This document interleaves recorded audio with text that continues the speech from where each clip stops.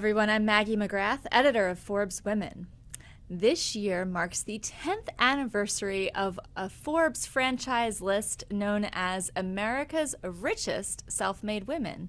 Joining me now is an editor who has worked on the list since its inception, my colleague, assistant managing editor Kerry Dolan. Kerry, thanks so much for joining us.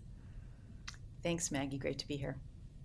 So the list is out now, and before we dive into what we will find on the 2025 edition of America's Richest Self-Made Women, I would love to zoom back a little bit. Take us back 10 years. What was the inspiration behind creating this list and this franchise? Yeah, so I give credit to Louisa Kroll, who is an executive editor now. She was a longtime editor along with me on the billionaires list, and we were both frustrated at the low number of women on the list, particularly women who had built their own fortunes. Many of the women on the billionaires list either inherited their fortunes from a late husband or a father, and it's hard to have a $1 billion fortune. So we started this list at Louisa's idea to shine a light on entrepreneurial success of women. We launched with 50 women in 2015, and in 2020 we expanded to 100 women on the list, and we've been doing 100 women ever since then.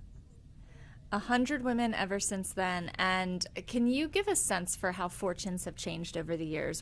Who was the richest woman in 2015, and is she still on the list this year? So the richest woman in 2015 was Elizabeth Holmes of Theranos. So she is not on the list anymore. She is in jail now. And her company and Theranos value went to zero. So this was capturing a moment in time. As we do with all these lists, we figure out what people's net worth is. We pick a day and we take everybody's net worth on the same day. And sort of in 2015, Theranos was not yet discovered to have been the fraudulent company that turned out to be. So she was number one. Number two on the list then was Diane Hendricks, and she is number one today.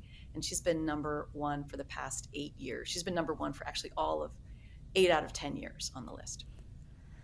Longtime Forbes viewers may remember that we interviewed Diane for the 50 over 50 list a few years ago, calling her America's most successful female entrepreneur practically of all time. She has a really incredible story. Kerry, what stands out to you about the way Diane has built her fortune, or what do you want folks to know? Yeah, I mean, she's probably not a very well-known name to most Americans, not like, Oprah or some of the other folks on our list.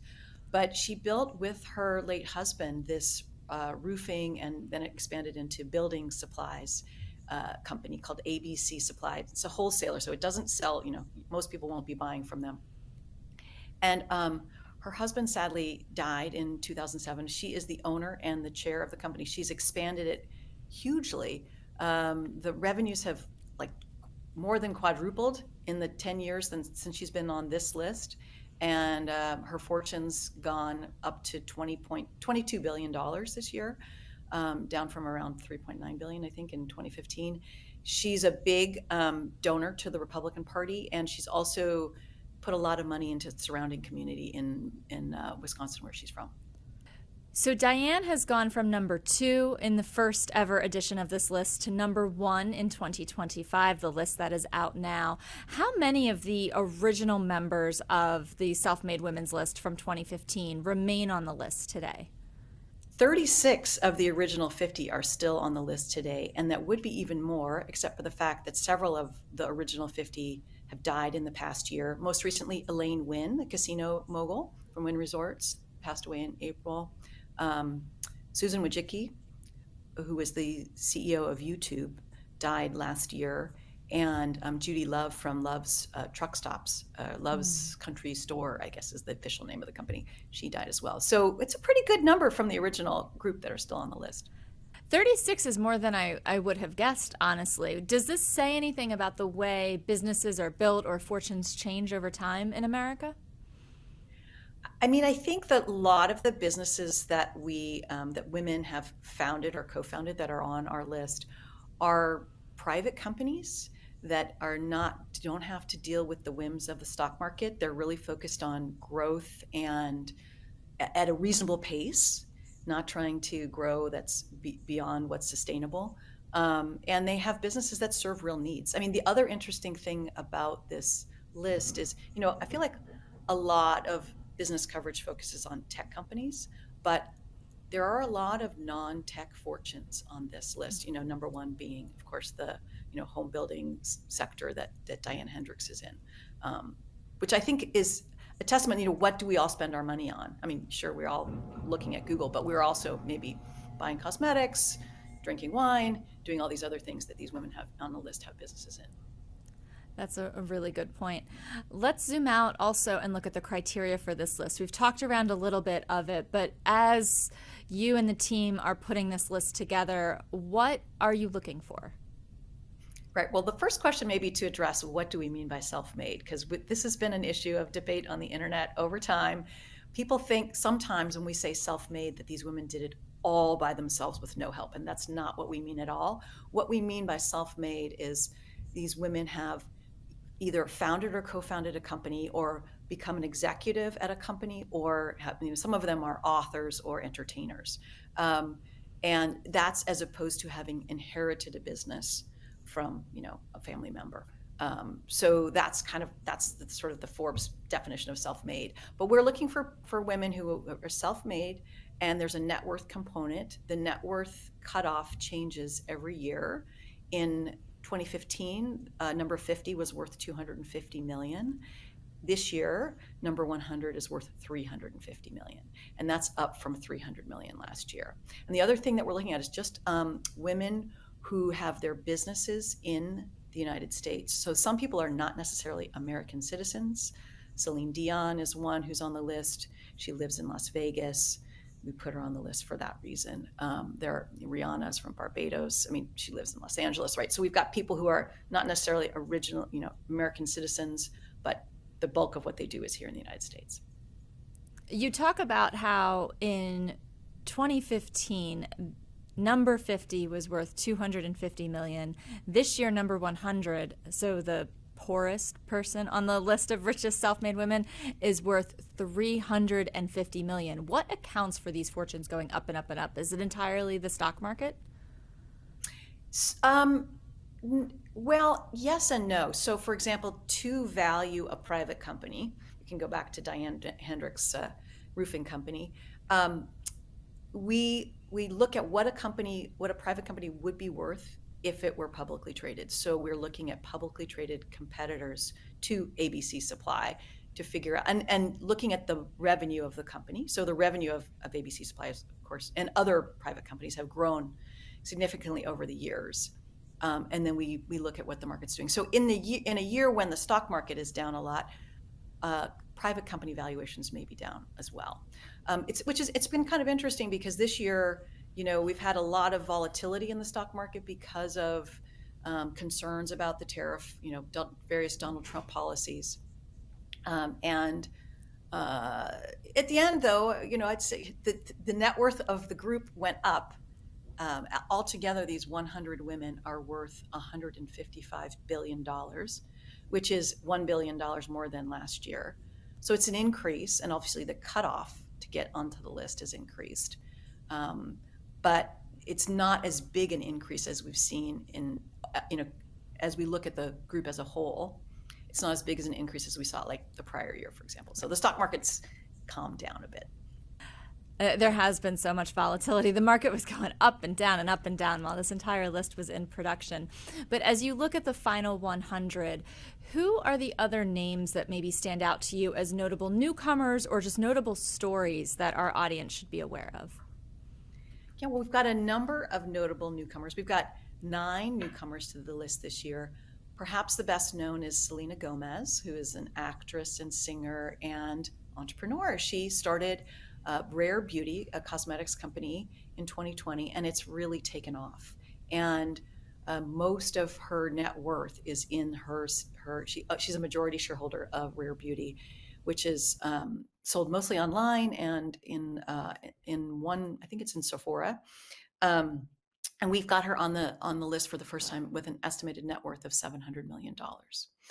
We've got a couple of other newcomers. One new biotech billionaire. Her name is Maky Zanganeh. She's on her second potential success of a biotech company. She works with her now husband, Bob Duggan, who's been on our billionaires list for a while. They are testing a lung cancer drug that has shown quite good promise. And then another interesting newcomer is Michelle Kang, who sold her health IT company and has become quite a power in women's professional soccer. She owns the Washington Spirit team and two other teams in Europe, and she's really committed to taking those teams as far as she can. She's a fascinating figure. She talks about needing equity for women in soccer, but also promoting men too, and just making better policies for all athletes. I want to go back to Selena Gomez because you mentioned her net worth, and I think that number might surprise some people because there are some rumors on the internet that she's a billionaire, which we are careful with that B word, Kerry. So what would you say to folks who think that Selena is a billionaire? What I would say to folks that think that Selena is a billionaire, so one of the things that's happened is we talked about the stock market being in flux, and some of the values for publicly traded cosmetics firms have come down. And because we value private companies as if, what would they be worth if they were public? Because those public market values for cosmetic firms are down. Our estimate of Rare Beauty's value is that it's worth more than $1 billion, but we don't know exactly what she owns. We understand that she owns majority stake. She's not commenting on how much more than 50% she owns. So we've taken a conservative estimate of her ownership, and we get her at $700 million. Company's doing great. It's just that, as best we can tell, doesn't share a lot of data, but we did find some revenues from 2023. But we're looking at what the market is valuing cosmetics firms at now. Speaking of singers and billionaire status, Taylor Swift became the youngest female self-made billionaire in 2023, but someone else earned that title this year. Can you tell us about her? Right. So a woman who's not very well known, Lucy Guo, who is 30 years old, became the youngest self-made woman billionaire in April. She is the co-founder of an AI company called Scale AI. And basically what that company does is it has people label data to train AI. She co-founded the company in 2016. She left the company in 2018 and has got to start two other things since then, but she held on to most of her stake.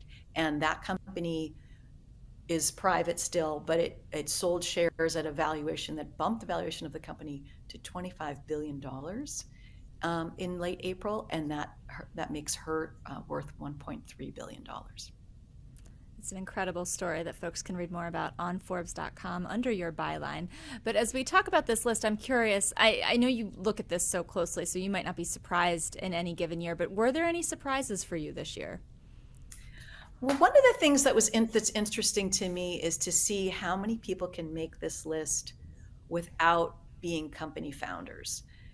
Just like with our billionaires list, most billionaires either founded or co-founded a company or maybe inherited it. We have a smaller subset of billionaires that we call hired hand billionaires, people who got hired at a company and became a billionaire that way. One of those examples is also on our list, Sheryl Sandberg. She got hired at Facebook very early on, and she has $1 billion fortune from being the chief operating officer at Facebook, or now Meta. We have two new women this year who are in that same executive rank. Two women who are at NVIDIA, the big semiconductor chip design company. There's chief financial officer, Colette Kress, and the executive VP of operations at the company, Deborah Sjoquist. Both of those women made their company. They're both been at NVIDIA for a long time. They've gotten stock over years, and most of their net worth lies in the value of their NVIDIA stock.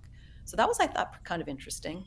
And we've got a new private equity billionaire, also another soccer owner. So besides Michelle, there's a woman named Lauren Lichtman. She and her husband, Arthur Levine, started a private equity firm out of Beverly Hills and became soccer fans, first supporting UCLA and women's soccer there. And then they bought into the San Diego Wave, the National Women's Soccer League team, last year. And so we've got two different newcomers on our list who are women's pro soccer supporters, which is pretty interesting, I think. It's interesting, and it perhaps reflects the moment that we're in for women's sports with increasing valuations, increasing attention. That inflection point that came with the quote unquote Caitlin Clark effect seems to be sustaining itself, at least for the time being. That's one takeaway that I have based on what you've said. But you talked a little bit about the tangible businesses that a lot of these women have, right? In home building, in cosmetics, in the things that we buy in our day to day lives. Are there other takeaways that you see this list giving in terms of maybe what it says about female entrepreneurs in this moment in time? Yeah, I mean, if you look at who's in charge at the largest companies in the country, the CEOs of those companies are still, it's a minority. It's a very small. You can probably count in one or two hands the number of women CEOs at the largest. But when we look at this list, I think it's a testament to women's entrepreneurship. Women are, kind of repeating that point. There's lots of different ways to make money. Starting your own business and building it to be super successful is one interesting way. I mean, one of the stories that I love is we had a newcomer last year, Marilee Kick, who was a teacher, and she came up with this idea for these cocktails in these colorful plastic containers. They're called buzz balls, very popular with college students, and they're different color plastic and different, I think Tequila Rita is one of the name of them. They have different flavors. And she sold the company to Sazerac, one of the largest alcohol companies spirits companies in the country. And she built it, from scratch. Her two sons helped her. I mean, it was like a family affair. Her husband helped her as well. Who would have thought? Teacher to cocktail mogul. I mean, these are the stories that I think make this list so interesting. Those are the stories I love because it shows what's possible. She's a public school teacher who ultimately ends up on the Forbes list of America's richest self-made women. It's a bit of the American dream. But I want to ask you about that title that I just said, America's richest self-made women. Why is it so important to track the wealth? Because I get pitches for this list, and I'm sure you do too, for people who are successful but then don't want to talk about the money. Why is it so important that we keep talking about the money? It's so interesting. I feel like, if we had to generalize, I don't like to generalize, but there are women who were on the cusp of making this list, including a couple that I was emailing with, who were, I think, proud of their success, but didn't want their net worth broadcast. And I mean, on the one hand, I think people who don't want that see it as an invasion of privacy. I mean, I think when you work for a very big business, it's not that private, right? So,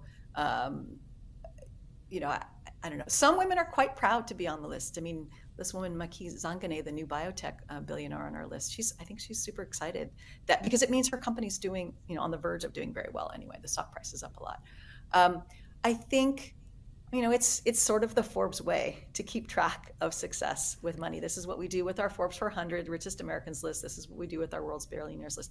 It's not in any way to denigrate anyone who's built a super successful $2 or $3 or $4 million company that will never make this list. I think there's room for all kinds of success. We're just trying to pick some of the kind of the people at the apex of success, and they become role models for people. They do. And of course, money is power. And this list of 100 women command power in a way that, as you note, it might be different than America's corporate CEOs, but is nonetheless powerful on a day-to-day basis in terms of building the goods and services that we all are using. Yeah, and that's a really good point, because in addition, I mentioned that Diane Hendricks was a big donor to the Republican Party. Another big donor to the Republicans is Elizabeth Uline. She and her husband started a packaging company called Uline, and they are big GOP supporters. So I mean, people can use their power in different ways. They can help support pro sports teams. They can work in politics. There are others who do a lot in philanthropy. I mean, there's lots of ways, and some do all of those, right? Some may do both philanthropy and business. But yeah, they do have a lot of power. That's a really good point, Maggie.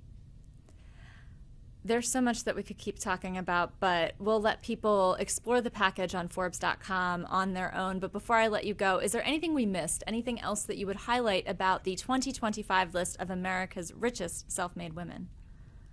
I think we pretty much covered the highlights. The only other thing I would say is, back to that theme of money, We have 38 billionaires on the list this year, and we had 18 back in 2015. So we've more than doubled the number of billionaires in a decade, which is, an interesting statistic to leave on, I would say. That is an interesting statistic to leave on. Kerry Dolan, Assistant Managing Editor at Forbes, thank you so much for sitting down and talking about America's richest self-made women. Everyone watching, you can read the package on Forbes.com, and please check out all of the associated articles that we've been talking about.